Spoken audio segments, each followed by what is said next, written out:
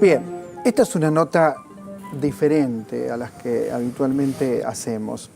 Yo, estudiando la vida de Daniel Rojo, me acordé de una frase de Bertolt Brecht, que tiene que tratar de interpretarla desde lo poético. Bertolt Brecht decía que no hay diferencia entre robar un banco y fundarlo. Esto lo decía Bertolt Brecht, que no hay diferencia entre robar un banco y fundarlo. Yo creo que no está bien robar bancos.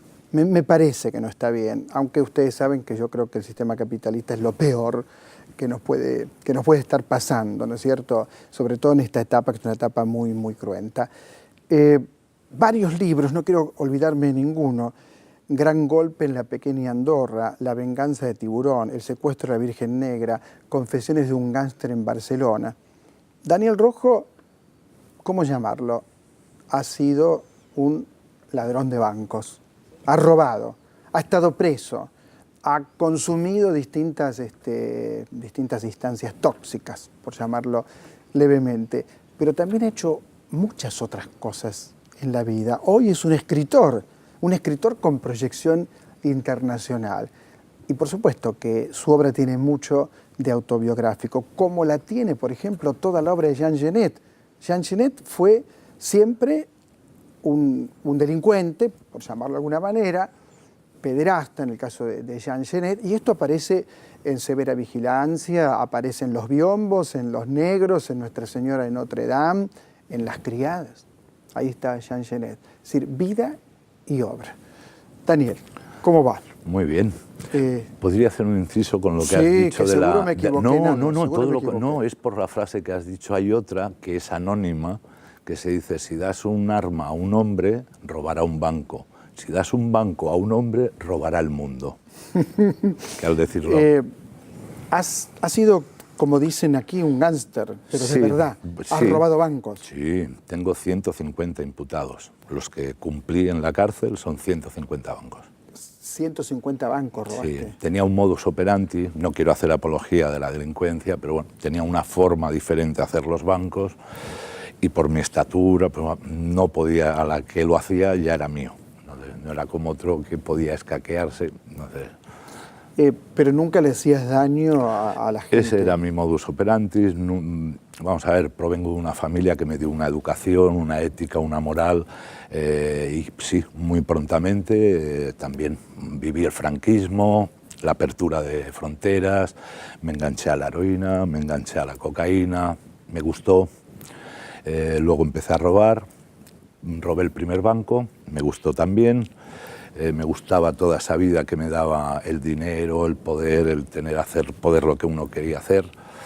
Y bueno, me tiré pues 30 y pico años hasta que no me di cuenta que eso no era mi felicidad y decidí cambiar un poco. ¿Estuviste en la cárcel? Sí, 15 años en cárcel y 2 años más en un centro de rehabilitación. Pero ya al centro de rehabilitación salí desenganchado. Yo en la cárcel fue donde, a partir del 93, ya dije que algo en mi vida no iba bien, que todo eso que creía que me daba la felicidad no estaba tan feliz. Hice el primer paso, que fue dejar las drogas. Cuando salí al centro de rehabilitación vi que lo que nunca había hecho era trabajar, así que hice una terapia de trabajo muy fuerte, con trabajos muy duros, sucios, ¿sabes?, de los que nadie quiere hacer. Y bueno, pues yo los hacía de 8 de la mañana a 9 de la noche, casi 11, 12 horas trabajando, y cuando iban a pagarme decía que no, que era daba testimonio de que lo hacía por salir de la cárcel, de las drogas, y que estaba aprendiendo a trabajar. Claro, la gente se quedaba sorprendida, pero yo creo que así fui como me rehabilité totalmente. Porque ¿Y la vocación por la escritura, cuándo nace esa vocación? Bueno, por la escritura yo creo que me vino primero la lectura. Si uno no lee, no creo que pueda escribir. ¿Y leías? En la cárcel entré con 19 años, la primera vez que entré era menor. Hasta entonces había leído cómics, tebeos, lo típico de los chavales. Pero bueno, por las drogas dejé también los estudios, no me importaba leer, los cómics un poquito, porque era muy interesante. En aquel momento el cómic estaba subiendo mucho, hoy en día es cultura, pero en aquel momento mi madre decía, esto no es cultura y no le gusta, léete novelas. Y yo no era de leer novelas, pero cuando llegué a la cárcel son muchas horas libres, sobre todo por la noche, en una época donde aún la cárcel era postfranquista, muy dura. Sí, no preparada para presos comunes. Bueno, y entonces a las 11 de la noche nos hacían un silencio floreado, no podíamos hablar con nadie, era un parte. Entonces yo que, claro, en aquel momento había una incultura, analfabetismo, diríamos, de un 80% en la cárcel o en la delincuencia española. Yo no era analfabeto, tampoco era no había llegado a una universidad, pero casi. Entonces, claro, pues empecé a leer y aunque empecé con tonterías, pero bueno, pasó por mis manos La conjura de los necios, de John Kennedy. Exactamente. Entonces, claro, solo que la primera página, cuando describen a Ignatius Reilly, yo me caían lágrimas de risa. Entonces, pensar que me podía evadir y encima riéndome, luego ya empecé a coger Tom Sharp. Claro, primero cogí, pues eso, todo lo escritura cómica, porque lo que quería era entretenerme, reírme, ya que estaba preso. Pero luego, pues claro, a la vez que vi que me gustaba la lectura, pues ya fue más selectiva, ¿no? Y me fui preparando un poco, digo que no soy estudiado, pero sí leído. Y bueno, y ahí empezó mi enganche con la lectura y ya he seguido. ¿Leías autores contemporáneos, leías clásicos? He leído de todo un poquito, por supuesto, griegos, Ilíada, todo esto para saber un poco de tu pasado, de dónde vienes. También he querido saber de catolicismo, de cábala, de Buda, he leído esoterismo. Todo te viene, pues al final empiezas a seleccionar lo que quieres. Y bueno, sí que me ha pasado que ya en estos 10 últimos años pues he estado muy rodeado de escritores de novela negra y he leído más novela negra, ¿no? Pero bueno, el punto de la escritura tuvo dos reacciones, porque la primera vez, mis primeras novelas son autobiográficas, porque cuando yo salí de la cárcel lo que quería era ser una persona normal. No querías robar más. No, claro, para mí lo fácil ya lo había hecho, que era robar bancos y drogarme. Pero robar bancos no parece una tarea muy fácil. Bueno, si la preparas profesionalmente, sí. Piensa que los bancos en aquella época eran los que querían. Cuando Franco murió en España había vencedores y los perdedores, no habían clases sociales. Entonces, cuando murió Franco, los bancos fueron los que quisieron hacer las clases sociales, dando créditos a los obreros para que se pudieran comprar una lavadora y una televisión y un cochecito, y ya pasaban a ser clase media. ¿Sabes? Pero, perdón, ¿cómo robabas bancos? Obviamente a mano armada. Sí. A mano armada. Claro, obviamente a mano armada, pero bueno, uno puede entrar en un banco, por ejemplo, en el 77-78, cuando empecé yo a robar bancos, podías entrar al banco rápidamente, había personas dentro del banco que iban a coger dinero o a sacar, pero había gente que asustaba a esas personas. Yo creía, bueno, mi educación me hacía que creía que con una sonrisa conseguía mucho más. Primero, tranquilizar a esas personas, que no iba a robarles a ellos, porque había personas que se tapaban el reloj, que a lo mejor se lo había dado su padre, yo qué sé.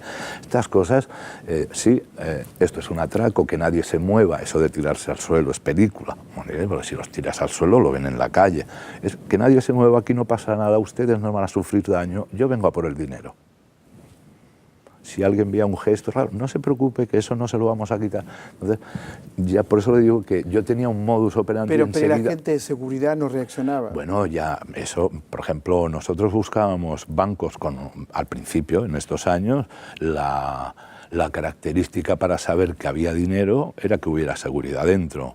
Éramos 4, 2 entraban sin armas y sin nada, se quedaban situados cerca de los seguridad, y cuando entrábamos los otros 2 les quitaban el arma. Y ya teníamos armas, más armas. Nos armábamos gracias a la seguridad. ¿Y nunca le hicieron daño a nadie? No, tengo esa suerte. Yo creo que es por mi estilo. Yo me he peleado con amigos míos porque ellos sí que pensaban que el pánico y el miedo ayudaba al atraco. Yo nunca lo he pensado así. Y luego la prueba está que cuando ya empiezo a hacer atracos los hago yo solo, porque veo que no necesito a nadie. Yo solo necesito entrar al banco, no es apología, no quiero decir, pero bueno, yo hacía un modus operandi que solo era yo y con los trabajadores. Yo entraba con ellos, los recogía y bueno, ya digo, muchas veces que claro, había gente que se ponía nerviosa, es normal que el susto se lo daba, que no soy ningún santo, que lo he hecho, pero para que vea, yo muchas veces cuando veía estos nervios decía, no quiero hacerle daño, y me guardaba el arma para que viera que no quería hacerle daño a él. Además le explicaba que sé que a las 9 se abre, le daba todos los detalles, sé que tienes 10 millones, para que supiera que estaba todo estudiado, que no se preocupara, que a él no le iba a pasar nada. Bueno, aquí en la Argentina cuando nos asaltan, que nos asaltan seguido, siempre decimos que nos toca un profesional. En este caso serías como un profesional. Sí. Porque acá el problema es que te matan ya lo he veces visto, porque sí, ¿no? no. En todo el mundo está sí, ocurriendo. lo mismo. Y ahora cierto mismo, nivel de violencia sí, muy, muy en terrible. España ahora hay un nivel de violencia con las bandas del este que van a hacer daño. Van a hacer daño porque así cogen pánico. Claro, si te atan a la mujer, a los hijos y a ti te dan una paliza, haces lo que sea. Pero bueno, esto para mí tienen una patología esta gente. Digamos, el robo de bancos y la droga iban juntos. Empecé con las drogas y luego sí. Luego lo que pasó es que, claro, me habitué a que vi que cuando empecé a robar que me gustaba pues vestir bien, ir con mujeres buenas, bueno, bonitas, no buenas, bonitas, y todo eso vale dinero, y me gustaban los coches buenos, y me gustaban los relojes buenos, y entonces pues robas ya para ese ritmo de vida que quieres llevar, quieres ser un millonario, que es en sí la policía me llamo el millonario luego, pero bueno, uno roba eso, ¿no? Para ser una estrella del rock, hacer lo que pueden hacer ellos. Claro, y cuando la gente lee tus libros, ¿no? En España se leen mucho tus libros. Sí, confesiones. Te va muy bien en España como escritor. Bueno, muy bien como escritor es difícil decirlo. Pero te va bien. Sí. Yo creo que me va bien porque, claro, llevo 19 años fuera de la cárcel, he tenido que pelear mucho y duro para demostrar mi reinserción. Siempre está el punto, sí, pero es que era atracador.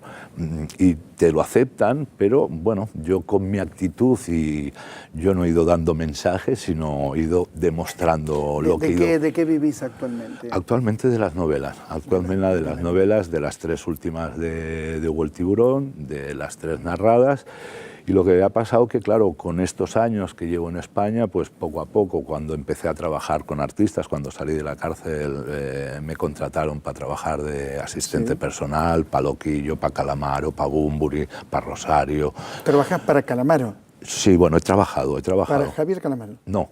Andrés Calamaro. Perdón. Javier es su hermano, Calamaro, sí, Andrés Calamaro, bueno, todo el rock and roll de España lo he llevado, Bunbury, Calamaro, Loquillo, de asistente personal, era una persona que ya no... ¿Para Messi trabajaste? Sí, en 3 ocasiones. ¿Pero qué significa trabajar para Messi? Pues que una compañía, por ejemplo, MAN, quería hacer unas fotografías, todo lo que fuera extradeportivo, por unas circunstancias que primero me contrataron unos italianos, que era una empresa A-Style de moda, que Messi había hecho una publicidad con ellos, y cuando vinieron a una feria de moda que había en Barcelona, dijeron que habían pactado que Messi estaría en el stand. Y claro, cuando estos chicos italianos llamaron al Barcelona para que trajeran a Messi, el Barcelona les dijo, no, enviarme a 2 seguridad que me saquen a Messi de aquí. Y los chicos no sabían nada, no eran españoles, ¿no? Pero en la moda había una Mila Vendeval, que era la de vestuarios de Rosario y Marta Sánchez, que son dos... Bueno, con Rosario trabajaba, Marta Sánchez la conocía por afinidad. Y, ay, pues nosotros conocemos a fulanito de tal, que es nuestro chofer, que tal... Y claro, pues los italianos me llamaron y no sabía que era para trabajar para Messi, y me encontré a Leo, a sus 2 hermanos y a su padre. Y aquí en la Argentina me contabas que lo conoces a Alejandro Dolina. Sí, bueno, ayer quedé con él. Gran tipo, Alejandro Dolina. Un genio, gran tipo, genio. Además, en Barcelona hicimos un programa juntos, es donde lo conocí, Buenafuente, no sé si conoces, un gran comunicador de... Sí,